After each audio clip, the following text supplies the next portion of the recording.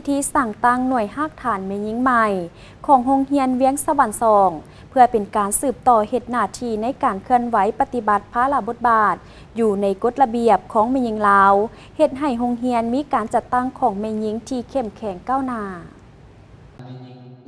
ในวันที่ 16 พฤษภาคม 2025 ห้องการสหพันธ์แม่หญิงเมืองหาดไซฟงนครหลวงเมืองจันทร์ร่วมกับคณะอำนวยการและคณะแม่หญิงฮักฐานโรงเรียนเวียงสวรรค์2ได้จัดพิธีเปิดฮักฐานสหพันธ์แม่หญิงโรงเรียนเพื่อขยายสมาชิกแม่หญิงใหม่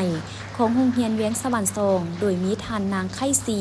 ขินทวงศ์ประธานสหพันธ์แม่หญิงเมืองหาดไซฟงท่านอาจารย์พรสามารถอำนวยการโรงเรียนมัธยมสมบูรณ์เวียงสวรรค์2ได้กล่าวรายงานสภาพรวมโดยย่อของโรงเรียนเลี้ยงเด็กอนุบาลประถมมัธยมสมบูรณ์เวียงสวรรค์2ซึ่งเป็นโรงเรียนการศึกษาภาคเอกชนสาขาที่2ในกลุ่มโรงเรียนเวียงสวรรค์ที่ได้ปฏิบัติการเรียนการสอนตามหลักสูตรของกระทรวงศึกษาธิการและกีฬาวางออกตามข้อแข่งขัน3ลักษณะหารหลักมูลโดยเน้นใส่เพื่อบรรลุตามแผนพัฒนาการศึกษาของแผนกศึกษาธิการและกีฬานครหลวงจันทร์และเมืองวางออกดังนั้นทางโรงเรียนจึงได้เอาใจใส่ปฏิบัติ7หน้าเวียกของผู้บริหารและสุมใส่แผนพัฒนาการเรียนการสอนของโรงเรียนตามคำขวัญหรือวิสัยทัศน์ที่ว่ามุ่งมั่นพัฒนาสอนดีเรียนเก่งมีความรู้คู่คุณธรรมนำสู่มาตรฐานสากลซึ่งระยะผ่านมาโรงเรียนมส.เวียงสวรรค์แม้นยังบ่ทันได้รับการสั่งตั้งเป็นหน่วยฮักฐานแม่หญิงอย่างสมบูรณ์ฉะนั้นทางคณะของโรงเรียนดังกล่าวจึงได้นำเสนอมายังห้องการสหพันธ์แม่หญิงเมืองเพื่อขอสั่งตั้งเป็นหน่วยฮักฐานแม่หญิงใหม่